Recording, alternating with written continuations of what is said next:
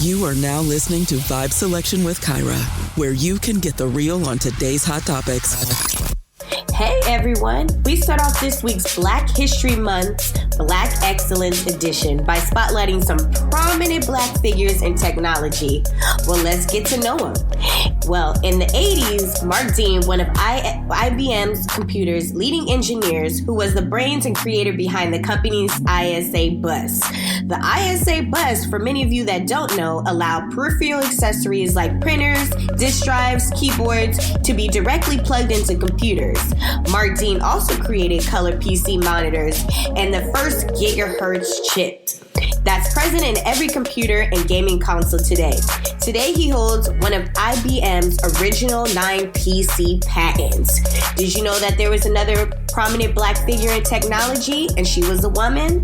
Well, let's get to know her. Dr. Shirley Jackson, who was the first African-American woman to receive a PhD in physics and earn a doctorate at MIT. Dr. Shirley Jackson was the brains behind many of our communicative technology we use today. While working at AT&T Bell Laboratories, she also created the fiber optic cables on fax machines and caller IDs. And that was this week's Black History Month Black Excellence Edition. Well, welcome everybody, and thank you for tuning in to another episode of Vibe Selection. I am your host, Kyra, and on today's episode, I have guest and author and speaker, Elliott Katz, who wrote the best-selling book, Being the Man That Every Woman Wants, Timeless Wisdom on Being a Man, that has been translated into 24 different languages. I have him here with me today to discuss the top 5 things men do thinking it makes them good guys, but actually makes women fed up with them. Thank you so much for joining me today, Elliott. It's a pleasure. Great to be here, Kyra. Thanks for having me. Absolutely. So you're originally from Canada and you grew up in a 2-parent household and was married for a couple of years before you ultimately divorced. So what exactly inspired you to write Being a Man That Every Woman Wants? Yeah, the book is Being the Strong Man a Woman Wants. And, after I got divorced, at first I blamed the other person. It's a common thing that people do. You blame the other person. And then I came to the point of asking myself, what do I have to learn from all this? I don't want to go through this again. And that really set me up on a journey to learn, what does it mean to be a man in a relationship? And I realized a lot of the messages that I was hearing and a lot of other men hear, we hear mostly about toxic masculinity, about controlling, abuse. I was like, well, I didn't want to be any of those things. I wanted to be a good husband and a good father. And I thought, well, if I just do whatever my wife wants and I'll be a good husband. And I didn't realize how frustrating that is to a woman to leave all the responsibilities on her. So that's what led me to I talked to other men. I read books on relationships. And it's really when I found the teachings that for generations that fathers used to teach younger men, I was really blown away. And I learned the importance of showing my share of leadership, of making my share of decisions, not just saying whatever you want, you decide. And it really changed my life. My relationships improved. It was like night and day. I realized, like you said, the book has been translated in 24 languages around the world. I realized it wasn't just me. It was men all over the world need to learn these things. It doesn't come naturally to a lot of men. So that's why I wrote the book. And that's why my mission is to really share these insights as to help people improve their relationships and save their marriages and avoid divorce. That's why I'm doing this. Okay, so did you find that men you were around were experiencing some of the issues that you faced in your previous marriage before you actually wrote the book? Oh, yes, many, many men. Just a lot of men just think, if I just do whatever my wife tells me to do, I come home from work, I ask her what to do, and then just do whatever she says. I'm being a good husband, and they are being good men. But I say to them, just doing whatever your wife tells you to do, that's like being a nanny. That's not really being a father. You have to show your share of leadership. You have to know what's going on, and it begins on the first date. You can't just, you ask a woman out. You have to be a man with a plan. So a lot of men were in that situation. A lot of men thought they were being good husbands. And they said, I'm a nice guy. I want to be a nice guy. I let her make the decisions. And you say, yeah, but, you want to be nice, but really you're just shirking your responsibilities. You're leaving all that responsibility on your wife, and she resents it. Exactly, because ultimately in a marriage, it's a partnership. So it's about being a helpmate, not being someone who's, not going to take accountability or, do their due diligence within the relationship. So. Exactly. Because that's like the bonus to men. But the unsaid word is like, if I let her make the decisions and we do everything her way, if it goes wrong, well, then you can't blame me. And I can blame her. Big mistake. Absolutely. So you wrote an article for the HuffPost.com called Father Knows Best, even in 2016, where you compare the 1950s show Father Knows Best as symbolism to represent the importance of a working class father staying involved in their children's upbringing and marriages. So when did you start to see men's roles decline in relationships? So what was the last part of your question? When did I first see men's roles decline in relationships? Oh, I think it's been going on a long time. I think it's been going on like the past 3, 4, 5, even 5 decades, where men, a lot of men today, they grew up without strong male role models. Their father, they're from divorced families, or their fathers worked long hours, or their fathers weren't all that involved, and they think, well, that's what they're supposed to do. And the interesting thing about that article you mentioned, Father Knows Best was a popular TV show in the 1950s and 1960s.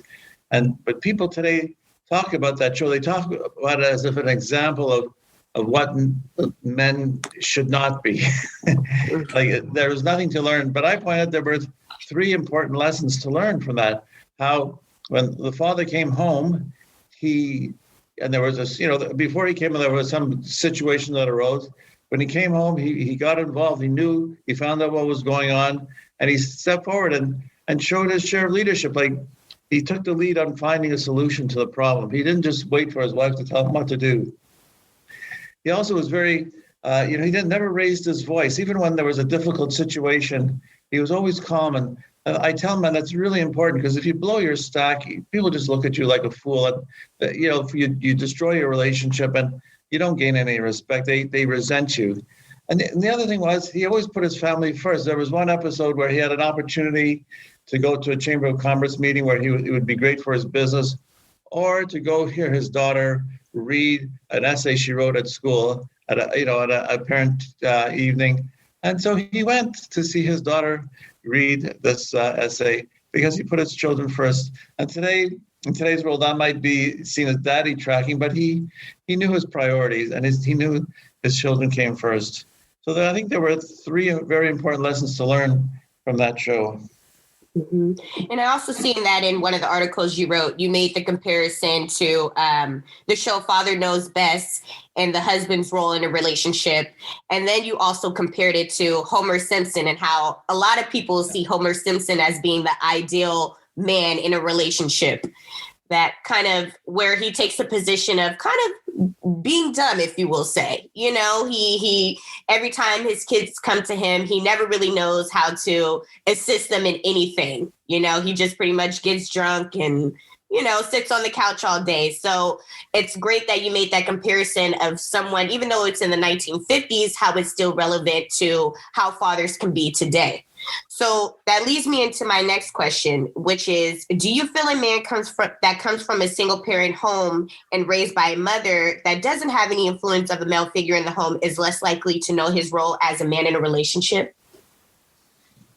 Well, I think it's an interesting question. I think that a mother could talk to her son about, what a man should be, and what a father should be, what a husband should be. But it's really important because I remember this as a young man, and you really want to watch older men. You want to learn by watching how they do it.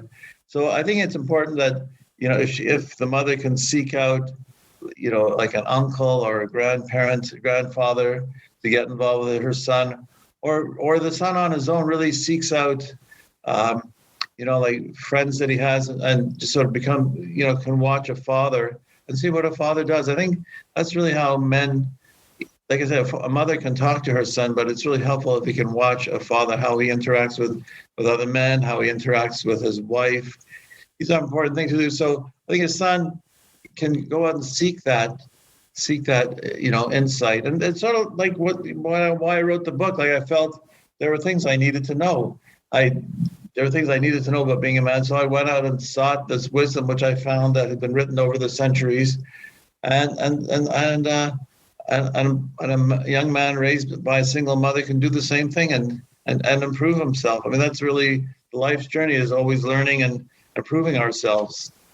Mm-hmm. Absolutely. So, how does toxic masculinity that is passed down affect the perception of a man's responsibilities? Well, that's toxic masculinity passed on. It's very bad if a young man is growing up in a home where the father's behavior is toxic and abusive and controlling. It's and then again, he's got to take the time to learn what is the proper way for a man to be. This whole thing about toxic masculinity. I mean, I tell you, I know a lot of men, and I don't know anyone that's toxic. But there are toxic men out there. It's really sad that these men are really they've destroyed their own lives. They destroyed other people's lives, but they destroyed their own lives as well. So I think like a young man that's aware that his father wasn't a good role model should go out and seek the learnings and teachings, and much the way I did.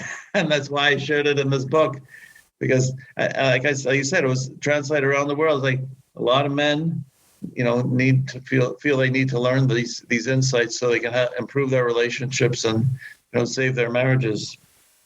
Mm-hmm.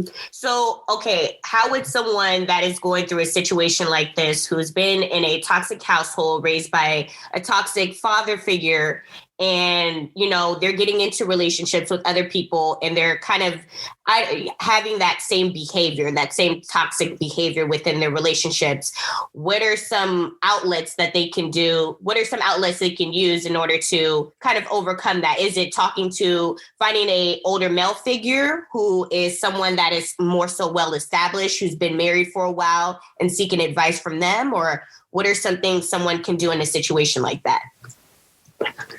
Well, the first thing is really to become aware of what your behavior is, because sometimes, a young man sort of just mirrors the behavior that he sees, and he doesn't even realize that he's doing it. Mm-hmm. So I think you got to realize, first you got to realize what you're doing. And then really, like you say, if you can find a healthy role model, a healthy male role model to learn from, to emulate, that's the ideal. Or as I did, I went searching this wisdom. Some of the things I learned, it was just like, wow, no one ever told me this. I was reading one book where it just said, if you want to be a good father and a good husband, you have to be a leader of your family. I said, well, no one ever told me that. And the interesting thing is, even when I was married and we went to marriage counseling, no marriage counselor ever said, Elliott, you got to show more your share of leadership. You can't just do whatever your wife tells you, because she's getting frustrated. The interesting thing was, so when my wife would say to me, like in front of a counselor, oh, you're not doing enough. And I thought, well, what do you mean I'm not doing enough? I'm washing the dishes. I'm putting the kids to bed. I'm reading them stories. I'm giving them baths. I'm changing diapers. Nonstop, I'm going, how could you say I'm not doing enough? And no counselor said, what she really means is you're just waiting to be told what to do. You're not aware of what's going on. You're not stepping forward and saying, hey, the situation, I think this is a solution, and this is what I'm going to do to solve this problem. So many men, they just step back and wait for their wives to tell them what to do. Mm-hmm. So do you feel like some women can perpetuate the cycle of toxic masculinity? Well, it's an interesting question. If they're perpetuating it, it's like they're letting it go on. Or if they're letting their sons be toxic. I think a parent has a responsibility to raise their children to be decent human beings. And sometimes, and this happens in divorce, right? That sometimes the parent doesn't want to come down hard on the child because they're afraid, the child won't want to come see them anymore. But I think you have a duty. I think a parent that does that is failing their children. You have a duty to raise your child to be a decent human being. And if they're being toxic, you have a duty to say, this is not acceptable behavior. And, impose whatever reasonable consequences can change their behavior. Mm-hmm. So, okay, that leads me to this question. So I hear a lot from people that talk about, I know how you mentioned specifically how men a lot of times say, well, I do what my wife tells me to do, but also there's some women who allow men to be childish. So why do you feel some women allow men to be childish and not hold them accountable for their actions, like not doing the chores or making decisions? They kind of just tolerate it. Is it because it's something in our society where women are supposed to make the decisions on the home front and men are pretty much just supposed to be going out and working all day and just kind of coming home with a paycheck and not having to take the responsibility of actually being a father? Because it's more, being a father is more than just financial stability or financial support. Right. Well, no, you're absolutely right. That's a mistake that fathers think that they bring in the money. That's good enough.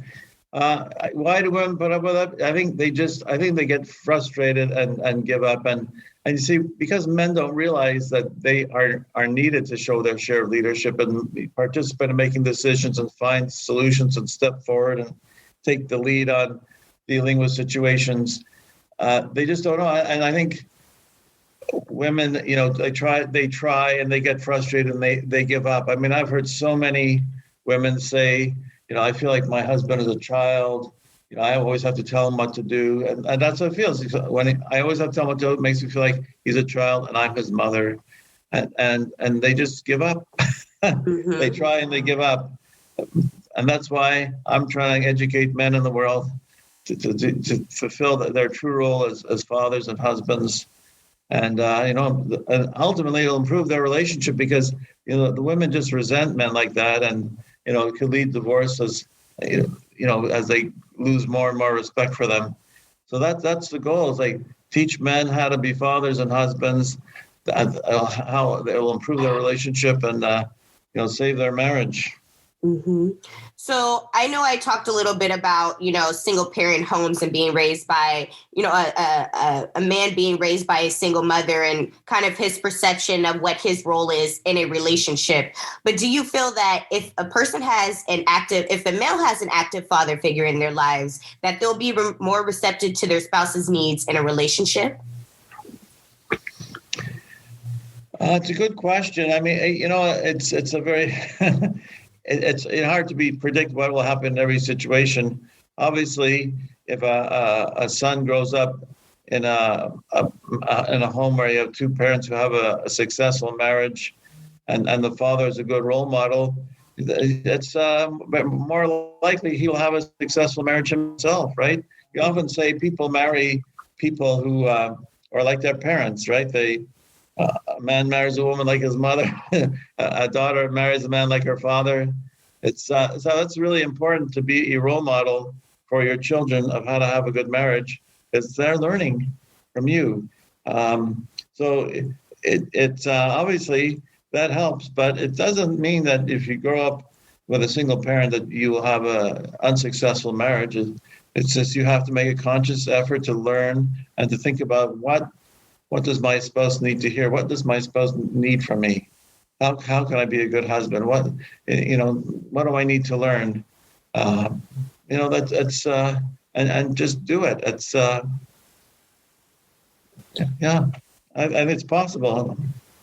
Yeah, I think it's all about the role that, the parent plays within the relationship and in their child's lives, because you could be in a 2-parent home and, the two people that are in the marriage cannot get along with each other. And then, the kids are seeing that. And so they emulate whatever they're seeing from the relationship that their parents have. And sometimes they can take that to the relationships that they start to build. So even with that said, it's all about having healthy role models so that they can be able to emulate that behavior in order to, apply that to their relationships. So. Right. What you're saying is absolutely true. It's the absolute best to have healthy role models, but if you didn't, there's a lot of ways to learn how to have a healthy relationship, and that, like I said, that's one of the reasons I wrote this book, is really to help men who feel they need to learn things to have a successful relationship and not end up divorced, but to improve their relationship and save their marriage. Yes, like I said, a good role model for parents is excellent, but there are other ways to learn as well. Like I said, that's why I wrote this book. So if there is a balance within the relationship, do you feel that gender roles are necessary? The gender roles has kind of like become a loaded word. It's kind of has taken on a negative connotations, like we're imposing a certain behavior. If you're a man or you're a woman, you should behave this way. You should behave that way. I think men and women are different.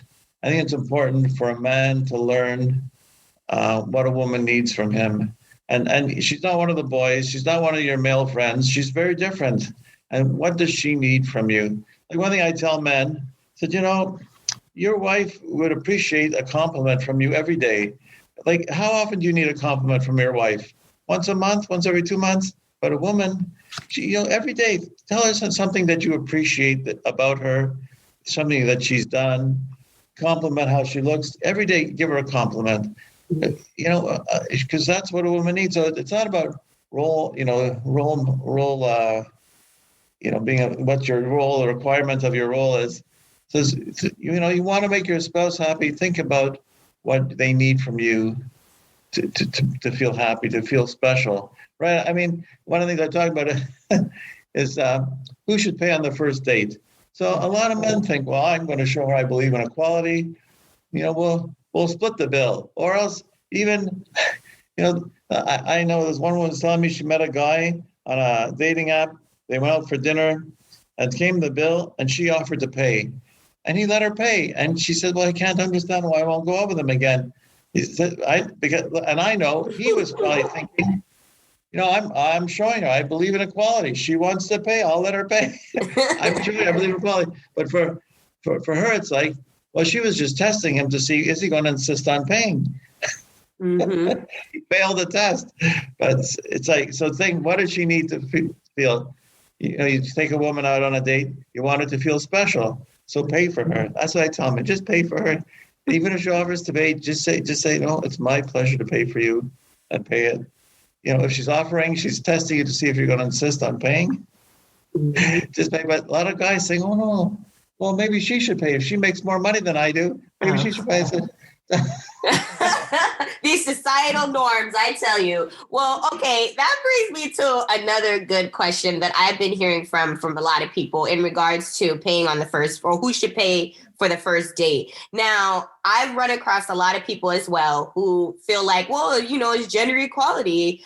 We should both pay for our own meals on a first date or the first couple of dates, or we should be 50-50 in this relationship overall. So, okay, who should pay really on the first date? Because I've heard from people, well, whoever asks the person out should be the one to actually pay. So if a male asks the female out, the male should pay because he asked the female out.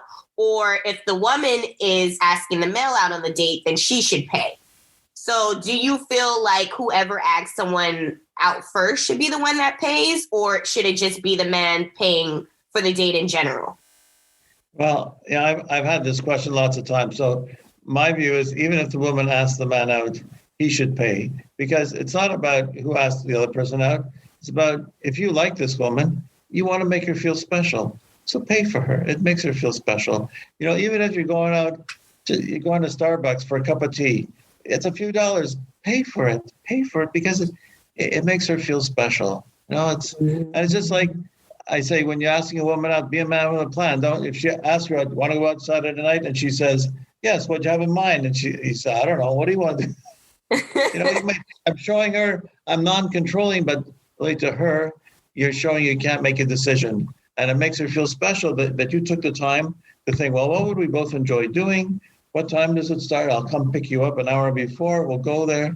It makes her feel special. So really, the man should just pay, because if you wanted to feel special, if you don't like her, I had many years ago, I went with a woman. I took her to a movie. We got to a ticket booth. She took out her wallet. I took out mine. I bought 2 tickets.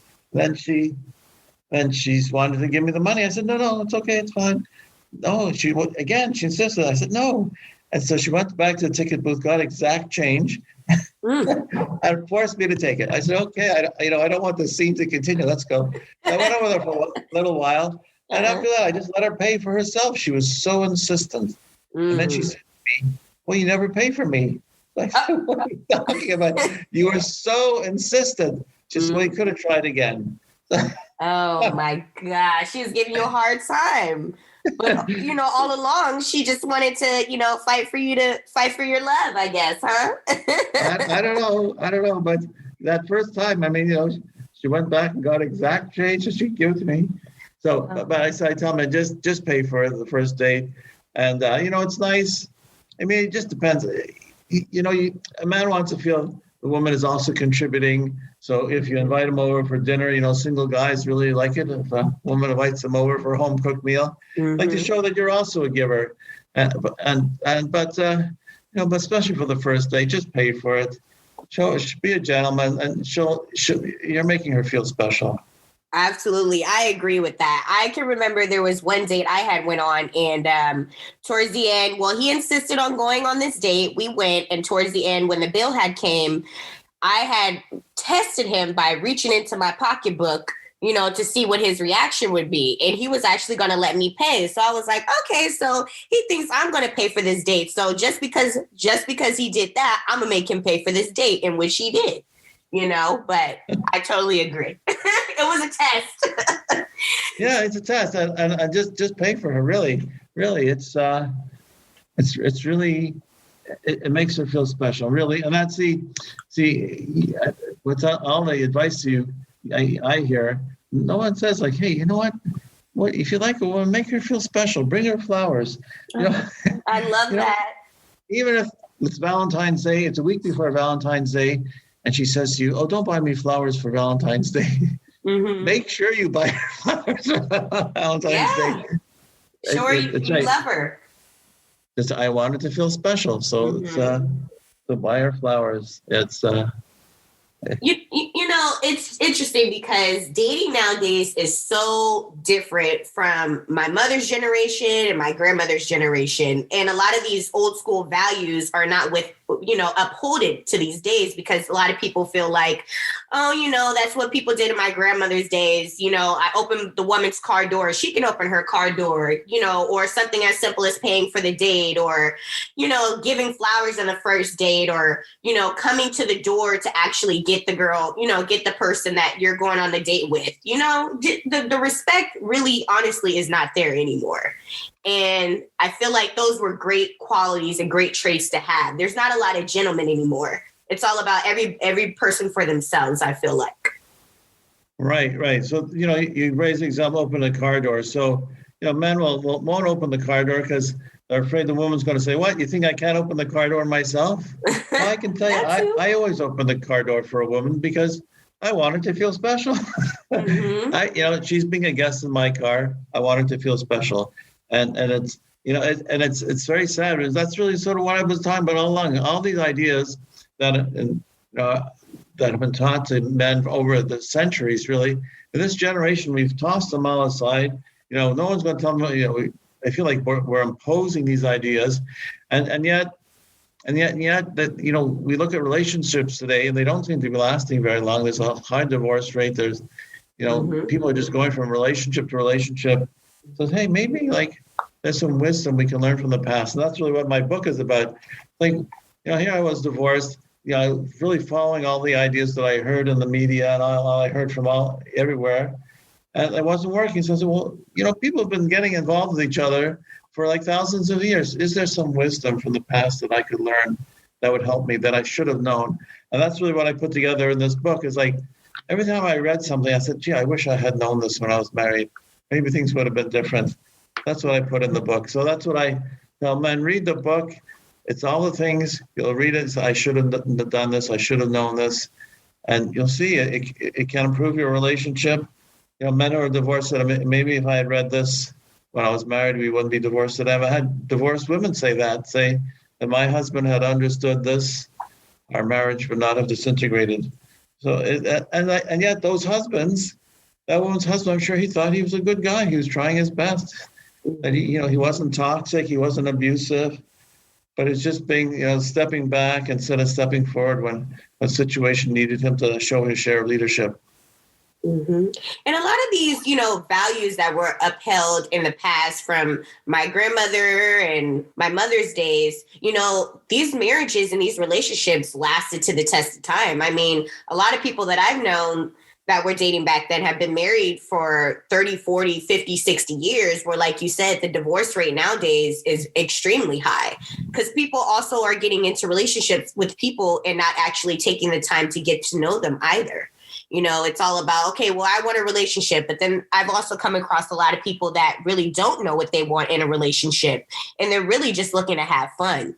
So, right. I think a lot of these values, like you said, this timeless wisdom that was passed down, it should still resonate in relationships today. But unfortunately, that's not the case. No, you're right. And the sad thing is people don't realize really people think, well, people are different today, but they're not. Human nature hasn't changed.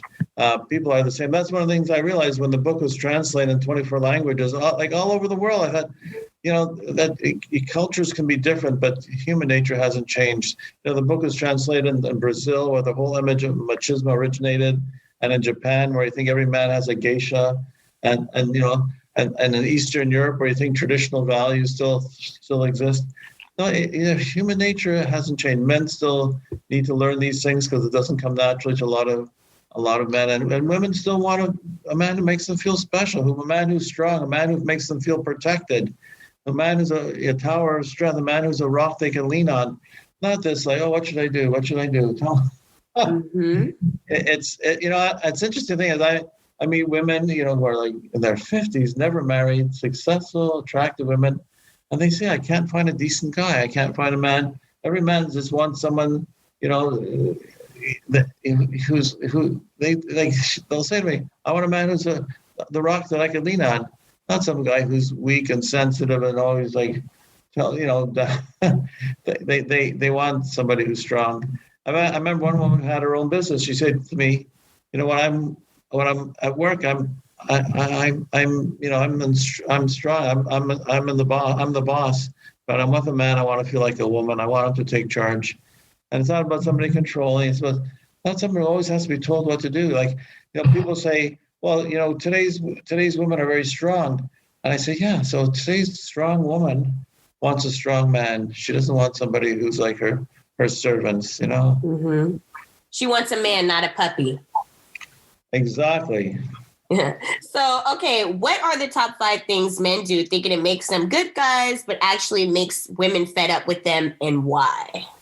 Okay, so the top 5. Number 5, not being a man with a plan. This is what we talked about. When he asks a woman out and can't even choose a place to go for a cup of coffee, she wonders how he'd handle the challenges of marriage and family life.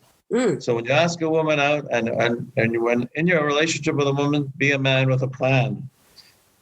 Number 4, which we just discussed, expecting her to split the bill on the first date. Splitting the bill is not the way to show you believe in gender equality. If she offers to pay, she may be testing you to see if you'll insist on paying, and just pay because it makes her feel special. Number 3, always saying, whatever you want, you decide. When there's the decision to be made, and he always says, whatever you want, you decide. He may think he's showing he's a non-controlling nice guy, but to a woman, he's leaving responsibility for making decisions on her. Show her you're able to make a decision. Mm-hmm. Number 2, when she always has to tell him what to do. He may think he's showing he's a nice guy just by always doing whatever she tells him to do. But if she always has to tell him what to do, it makes her feel like he's a child and she's his mother, and she doesn't want to be his mother. And she doesn't want, especially she doesn't want to be intimate with a child. Exactly. I know, exactly. It's a little creepy. And number 1, not standing up to her when she treats him badly. He may think he's also being a nice guy, laughing off if some put down or criticism or insult. But if he always accepts bad treatment, she loses respect for him. And if he can't stand up to her, how will he stand up for her in a challenging situation? So the man has to calmly set boundaries on how he will be treated. Mm-hmm. So, okay, do you feel like these same rules that you just listed, the 5 things men do thinking it makes them good guys, but actually makes women fed up with them, can be applied to dating as well? Should these rules be established when dating somebody or when you're just in a relationship? Oh, absolutely. You got to establish them when you're dating. That's you got to establish them right from the start. You got to be a man with a plan. You got to, don't always ask you to make, if you're always asking her to make the decisions, you always say, whatever you want, you decide, or you let her put you down and treat you badly, you're not going to get into a relationship. But if you are in a relationship and you're letting this go on, it's not good. It's not good. It's just, the more she loses respect for you, the more it's a slippery slope. Before long, she's just going to want out of the relationship or divorce you from the marriage. These are really very important things. Mm-hmm. And I also think that there are things that can be worked on over time as well. But I also feel like there's so many people nowadays where they don't really want to work on things. They say, okay, we're going to work on it. We're going to work on these issues. But a lot of people are just eager to more so run to the door these days and just get a divorce, So Right. So the important thing is I point out in the book, and I point out whenever I speak is, often when people think we're going to work on the relationship, it's really, well, I'm going to get the other person to change.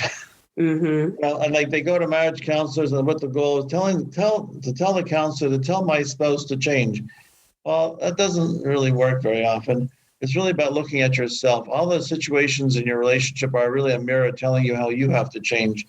So it's really like the things I was saying here. She loses respect for you because you let her treat you badly. Well, you've got to change yourself. You could say she's got to stop doing that. That might work, probably not. But the main thing is you've got to change the way you handle yourself. You've got to change yourself, and just carry yourself in a way that's just not acceptable. It's like she like one situation where kids like a person will criticize the other parent in front of the kids. So you just say, if you disagree with what I want to do, I welcome your comments, but not in front of the children. Or she criticizes in front of your friends, like not in front of other people. We can discuss it in private. Mm-hmm. That shows that you have like some self-worth, some self-esteem. You're standing up to her and say, hey, this is a line you don't cross. Mm-hmm. And all these things are really good things because that's really the benefit of marriage is like really looking at yourself and saying, how do I have to grow? And what do I have to learn? How do I have to be different to get the response from my spouse that I want? Mm-hmm.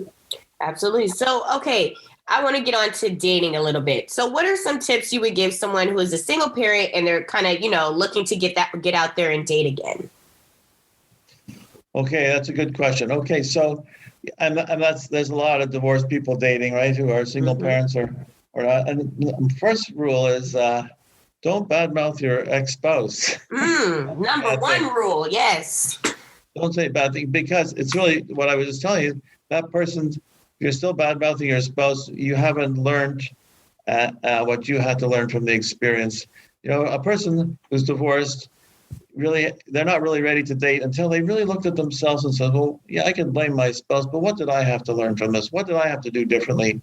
And when you're ready to do that, you can present yourself and say, hey, I'm ready for a new and better relationship because I learned what I did wrong in my marriage. You can say, yeah, my spouse was this or that, whatever, doesn't matter. So don't badmouth your ex-spouse because that person probably has an ex-spouse who's bad-mouthing him. Mm-hmm. So he doesn't need more of it. He doesn't, and really, nobody wants to hear it. It's really a downer. Mm-hmm. So rule number one, don't badmouth your ex-spouse. Another thing is, if the person you're dating has children, sometimes there can be jealousy that he's spending a lot of time with his children, or you resent the attention he pays so much attention to his children. So that's an issue. Maybe it's maybe it's not meant to be because really, what is let's say the divorced father? What is he looking for? He's looking for someone who's going to help him. Like it's a challenge to be a single dad. So if a woman shows that, hey, I can help you in a way that she's supportive to what he's trying to do with his children, that's a really positive thing. Another thing is, try to be self-supporting, like financially, because, divorced father, he has, may have spousal support, he has child support. He may not be looking for another dependent. So try to be as self-supporting as you can. Mm-hmm. Yeah. So, okay. Now, I've experienced this a few times in my life where I've come across a guy who seems like they're interested in me, but they haven't took the first step to actually, try to court me. So do you feel that men are just afraid as women to approach them when they're interested in them? Because I know I can get a little afraid sometimes approach men because I'm like, oh, what are they thinking? Are they really into me? So many questions run through people's minds. But I'm also very curious to know, are men afraid? Because usually it's the man who kind of has to take the initiative to approach the woman. Right. So often men are shy, or they feel awkward. So it's a good question. So I think that there's a balance. So a woman can show interest, she can talk to the man, she can, flirt with him a little bit, show that she's interested, show that she likes him, but don't pursue him, because a man wants to feel, he wants to feel that, this woman is really amazing and she's really too good for me, but somehow I got her. So if you pursue her, if she pursues him, it's kind of like, men don't like it. Men like to be the pursuer, but it's good to show interest, to flirt with him, to make him feel like you show him that you're interested in his life and him. Yeah, it's just a balance. I'll tell you, I when I was newly single, I met this woman at an event, and I was really impressed with her. And I thought, gee, I wonder if she'd go out with me. And so we exchanged phone numbers, and I called her up. We went out for a while. And at one point she said to me, if you hadn't called me, I was going to call you. And I said, well, I'm glad you didn't. I would have burst my bubble. It's like, here I thought, whoa, this woman, she's so wonderful. I really better clean up my act so I can be good enough for her. Mm-hmm. You know what I mean? It's like, a man needs to feel I pursued her and I got her. Mm-hmm. But it's also great, though, because, for so long, women are kind of taught to just sit there and wait for someone to approach them. So I do also feel like if a woman is interested in somebody and a man could be, they might be afraid to approach that person, then I do feel like there isn't anything wrong with the woman approaching them. And then when it comes to calling someone that they're interested in, after they exchange numbers or whatever, not waiting too long to call. Like if the woman is interested and she wants to call first, I do feel like, hey, yeah, why not? You never know. Like, you could be on that person's mind and maybe they're a little busy and they can't get to you right away. And then you give them that call. It's like, wow, she really is interested in me as well, because that person, the man, can have the same self-doubts that the women have as well. And right. I think that's something important for a lot of people to understand as well, is that, even though we're different genders, we all have the same emotions. We all, a lot of times, have the same thoughts when it comes to especially dating. You want to feel like someone is interested in you and cares, So right. No, I think what you're saying is good. I just think you just got to have in your mind there's a line between like actively pursuing him and showing interest and and flirting and like showing that you're interested in him. But you still got to he's still got to feel like, he's also pursuing you. Mm-hmm. Should go both ways. It's good to show interest. Absolutely, that's fine. This woman that I was just telling you about, I remember she started talking to me, and as I got to know her, I said, wow. So that was fine that she came. I'm glad she did that, but it's just be careful not to feel like he's being pursued. He wants to be. Men like to be the pursuer. Okay. So, should you date someone that you consider a friend, or should friends stay in the friend zone? Well, that's a great question. I think I don't think there's anything wrong with dating friends. I know a couple. They were friends for a long time, then they started dating. Then they got married, and now they've been married, 20 years at least, maybe more than 20 years. So it's fine. I mean, in a sense, dating a friend, you actually know the person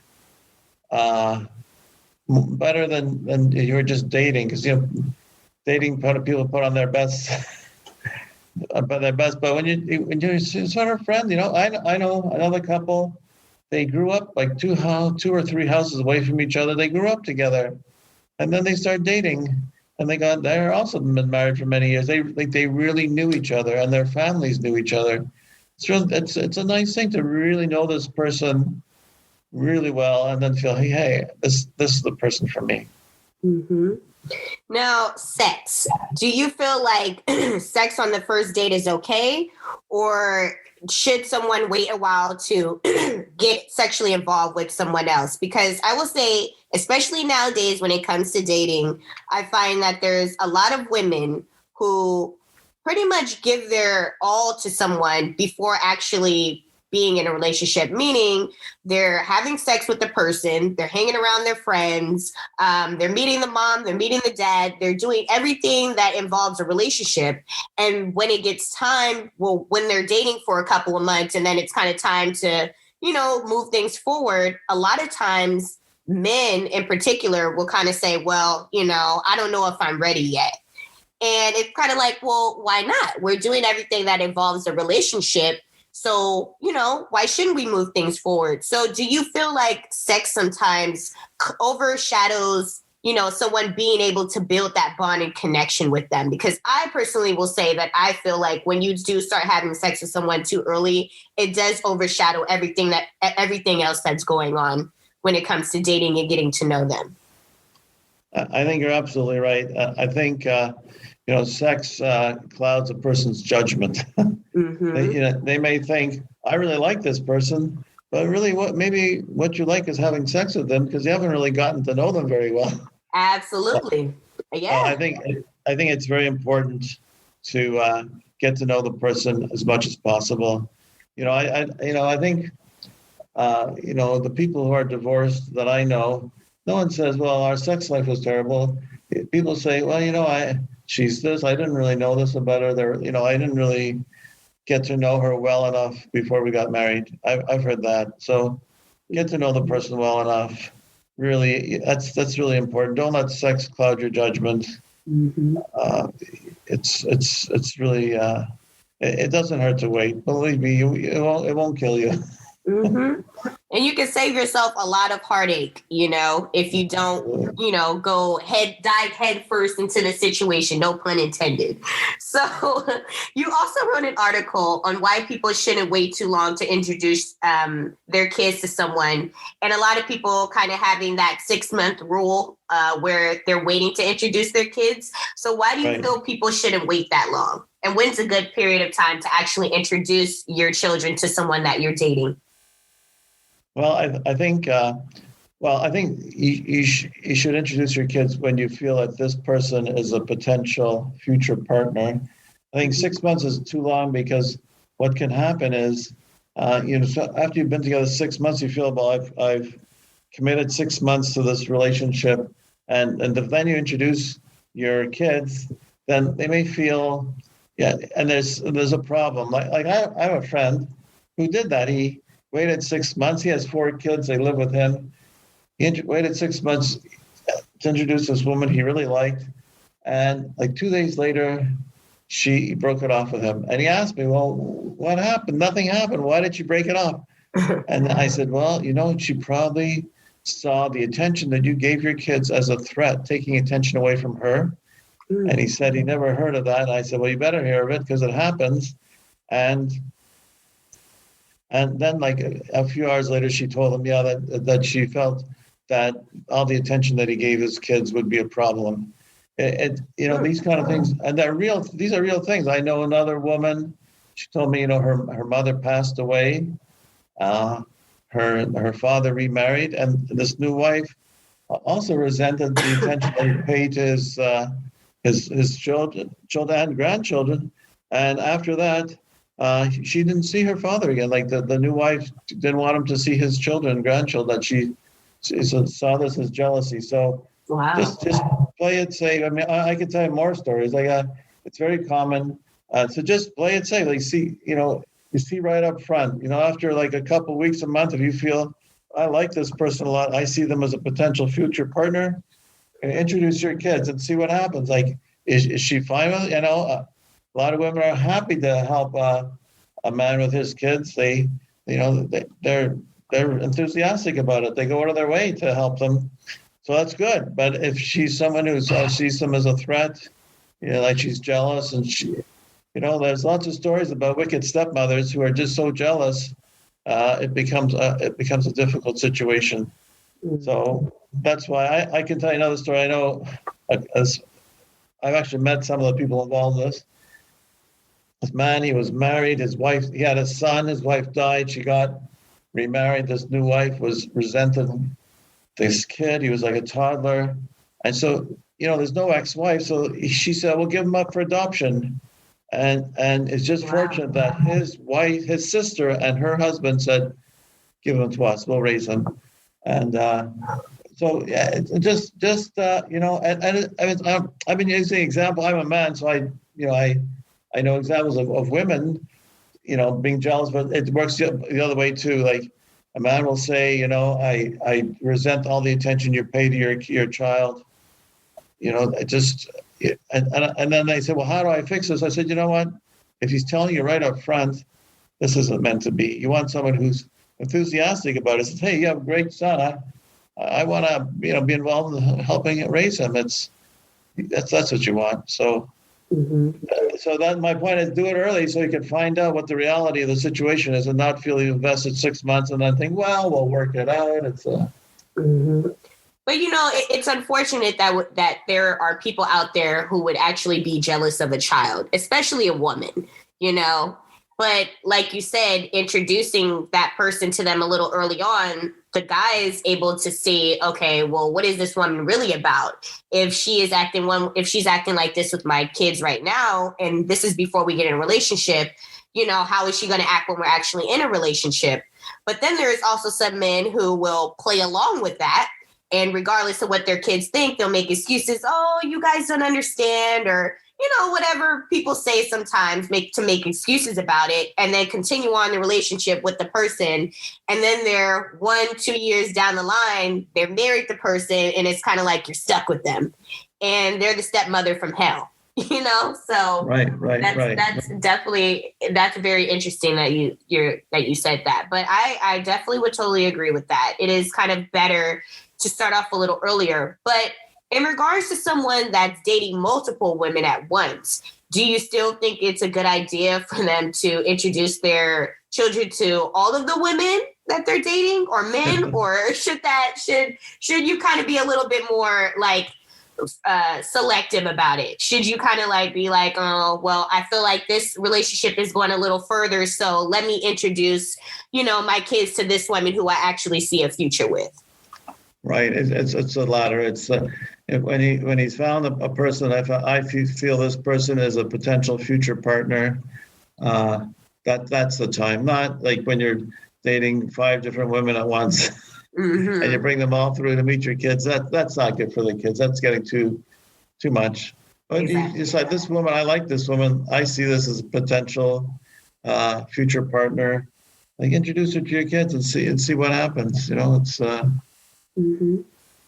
So in the first chapter of the book, titled "If You Don't Lead, I Can't Dance," that touches on on how a man can lead without being controlling. So why do you feel that their role in a relationship is, sometimes men's roles in relationship is about control, and women's relationship in the role is them being submissive and docile? Why do you feel like when it comes to relationships, a lot of men can be controlling?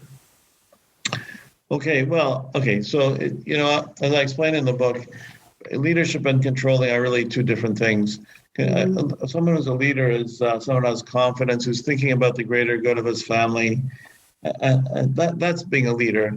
And it's hard work. Someone who's controlling is often just thinking about themselves and what they want for themselves.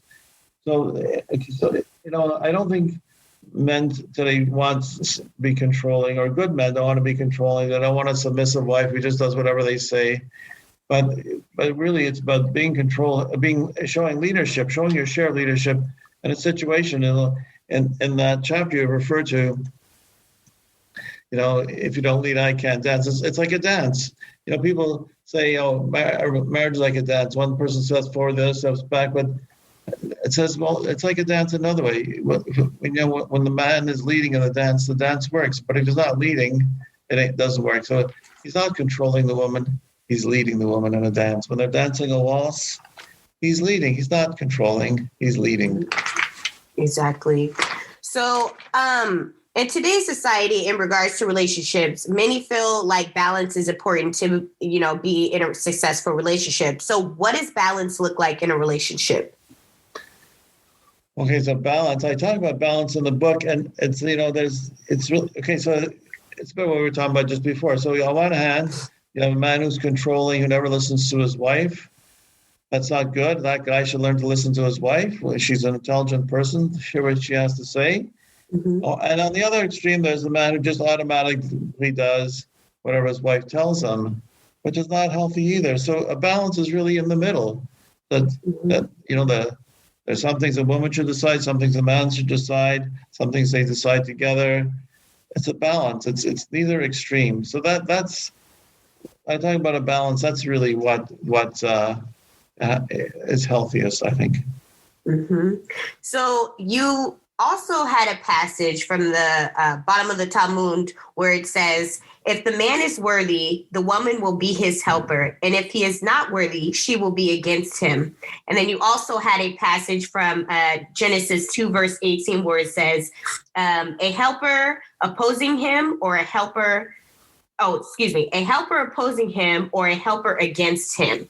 Genesis 2, verse 18. So What did you mean by those quotes, and what does it mean? What makes for a successful relationship? I know that you referenced Adam and Eve in the Garden of Eden.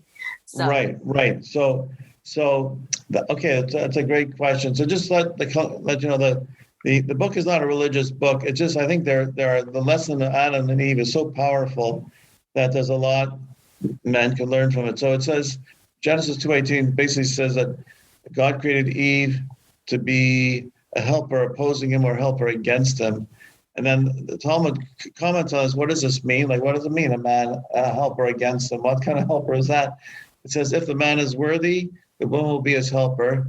And if he's not worthy, she'll be against him. And I have to tell you, when I read that, it was like a kick in the head. It was like, it just so blew me away. Because it really, what it's saying is it's up to you as a man to be worthy. You want your wife to be your partner, to be your helper.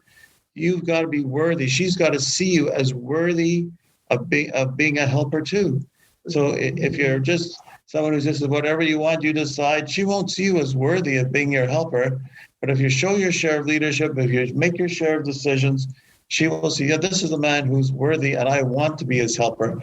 It's like any kind of leadership. If you're any kind of leader, if you see a leader who's like, I like his ideas, I like the way he does things, I want to be part of achieving his goals, then that's what it's the same thing.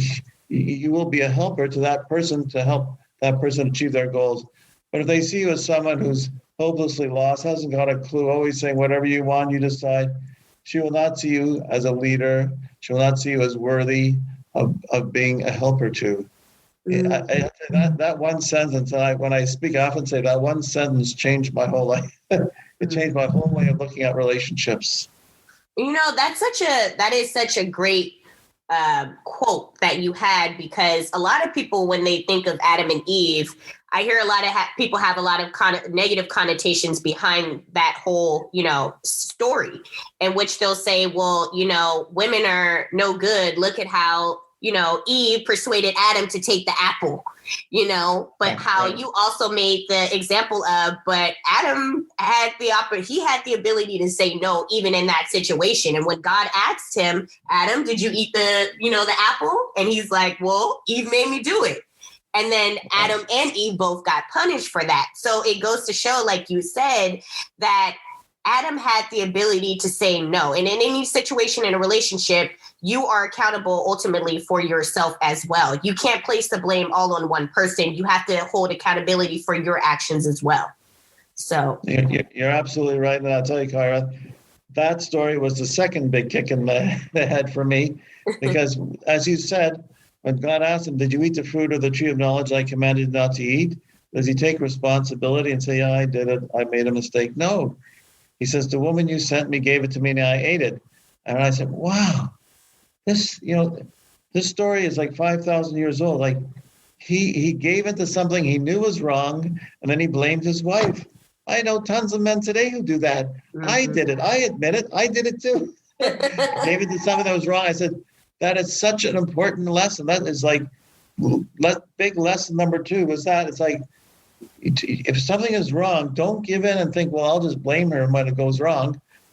No, you got to be the man and say, well, no, we're not doing that because it's wrong. And Adam knew it was wrong. So today when men are in situations and their wives want to do something that they know is wrong, I said, no, and like, doesn't matter if she cries or whatever, she screams at you like Eve screamed at Adam, doesn't matter. It's wrong. You can't give in because it's wrong, and it's going to destroy, it could be something that can destroy your life, destroy your marriage, destroy your financial stability.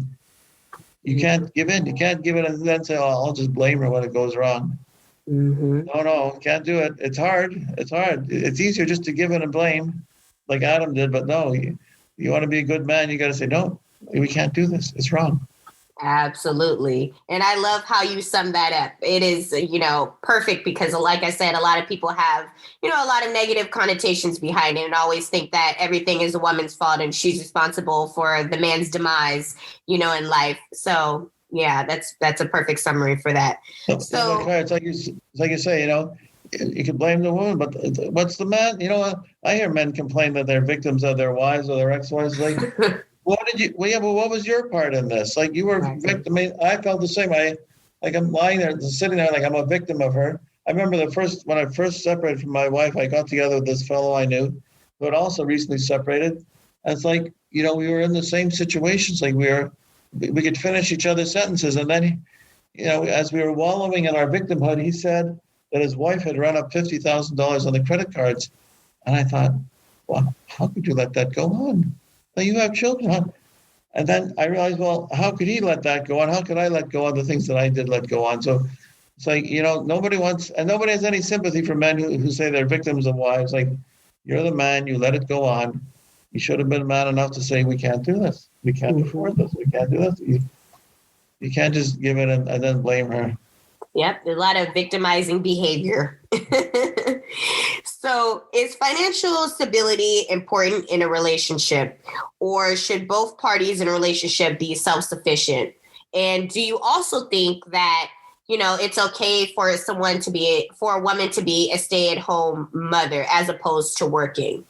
Because I feel like it's not as common anymore in today's society, but I know there are some people that feel like, I'm a woman, I shouldn't have to, my responsibility should just solely be to take care of the kids while my husband's out working. And certain people are okay with that. But do you feel like ultimately in a partnership that financial stability should be amongst both parties? Well, financial stability is very important because, when there's financial stress, it could bring out problems that wouldn't have otherwise have arisen. And I've seen that, and it happens all the time. It's people get in over their heads. They buy more house than they can afford. And the stress just wears down the marriage. So it's important to be financially stable. Very important. Whether a woman should work, I think, there's no reason, like, it's good. It's good for a child when the first couple of years of a child's life, the mother's home full time. But at some point, I think it's good for the woman to get back into the workforce because, it's let's say the kid's in school full time and also, she's at home, she's not really doing much. It's not good to be idle. I mean, a woman's got to go out into the world and do stuff, and being idle can lead to depression and it can lead to divorce. There was one person I quote in the book that 1,000 years ago he wrote, if a woman is idle, it leads to divorce. And I thought, wow, look at that. 1,000 years ago he wrote this. And it was like, well, it's human nature hasn't changed. It's not good for a person to be idle. Mm-hmm. And being a stay-at-home, wife and mother works for certain people in their relationships. And certain men are okay with that, especially men that are more well-established, who are, owners of businesses or big heads at, or CEOs at, big name companies. But also I've realized that there also are a lot of women who want a man that is financially stable, but yet they don't have themselves together in order to get the type of man that they ideally want. So do you also see when you're doing your coaching for other people that there is a lot of women who say, well, I want this, and this in a man, but they don't feel like they have to bring anything to the table either? Well, that's a good question. I mainly coach men. So I know men describe women like that. It really depends. Some men like the idea of supporting a wife, but some men like it. But then it comes to a point that it's really not healthy for her to be sitting at home idle. I mean, and I'm not saying in every situation, but I've seen this too often that the woman is idle. The kids are all in school full time, and she's really just not doing anything. And one thing I've seen, and I don't know if you've seen this, is, women will get together. I've seen this, like, with my own eyes and ears. They get together in coffee shops in the afternoon when their husbands are at work, and they sit around complaining about their husbands. And, they complain about this, they complain about that. And I tell men, like, if your wife does that, tell her to find new friends, because that's not healthy. That's not healthy. That they start talking about, well, I should divorce my husband, you should divorce your husband, we'll get divorced together. Really, I've seen this. So, I mean, I'm not saying it happens all the time, but it's not good for a person to be idle. And for that man who earns a good income, who thinks, I could afford to have my wife stay home, it's not just about the money. It's about, she's got to be productively occupied. Mm-hmm. It's like two yentas at the coffee shop co-conspiring on their husbands. I've seen it lots of times. I remember once with a friend, I said, let's go to the coffee shop and hear the women complain about their husbands.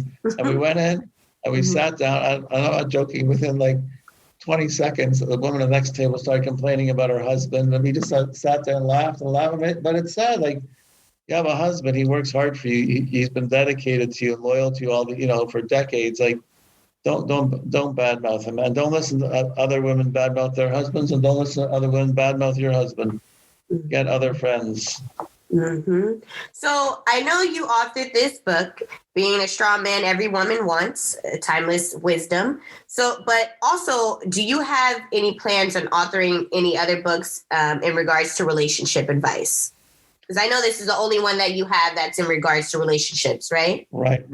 Well, right now I'm just working on this book and really, creating awareness of it, because I think there's a lot of wisdom here that can help a lot of people, help a lot of men, improve their relationships and save their marriage and avoid divorce and avoid having children from a broken home. So I'm really trying to get the message out. One thing I wrote recently that I'm sending out for free if people email me. It's a 30-point action plan on how to implement these ideas that we're talking about, like questions to ask yourself.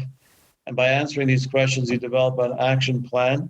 If you want to get it, you can email me through my website, www.elliottKatz.com. And Elliott is ELLIOTTKATZ.com. Or they can email me at ElliottRKatz, again, ELLIOTTRKATZ@AOL.com.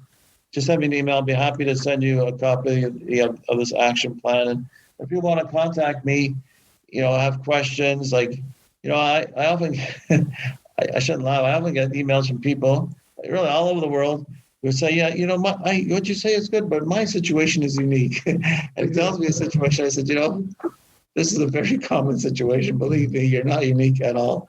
Mm-hmm. So I'm happy to help people who want to write in and you want some suggestions and want some tips on how they can improve their relationships.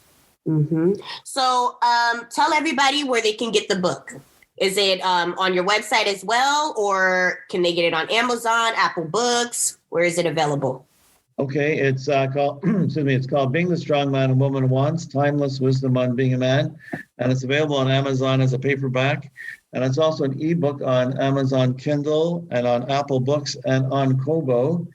And like I said, if people want to write to me at my email, I'd be happy to answer any questions. If they read the book and they have questions or comments, I welcome all feedback. I'm really on a mission to help help men, improve their relationships and save their marriages, because, a lot of men I've met a lot of men who are divorced, and they're good people. They're good people. They're not toxic. They're not abusive. They're not controlling. They're good people who thought they were being good husbands and good fathers. So my goal is to help them improve their relationships and stay together. Yeah, absolutely. Well, I want to thank you so much for joining me today, Elliott. It's been a pleasure. Thank you so much for your insight and your wisdom. Okay. Thank you, Cara. Great to be here. Absolutely. And for everybody else, you can follow me on Instagram at I am Kyra Mahoney. If you want to listen to this interview over again, you can do so at YouTube. Please like and subscribe. You can also get your Vibe Selection merchandise at www.teespring.com/vibeselection. Or if you like any bonus or exclusive content, you can get that at www.patreon.com/vibeselection. Once again, I am your host, Kyra, and thank you for tuning in to another episode of Vibe Selection. Take care, stay safe, and stay healthy out there. Bye. Thank you for joining Vibe Selection with Kyra. Come vibe out with us again next time and hear the latest on today's hot topics. Find us on Instagram at I am Kyra Mahoney or donate at www.patreon.com/vibeselection.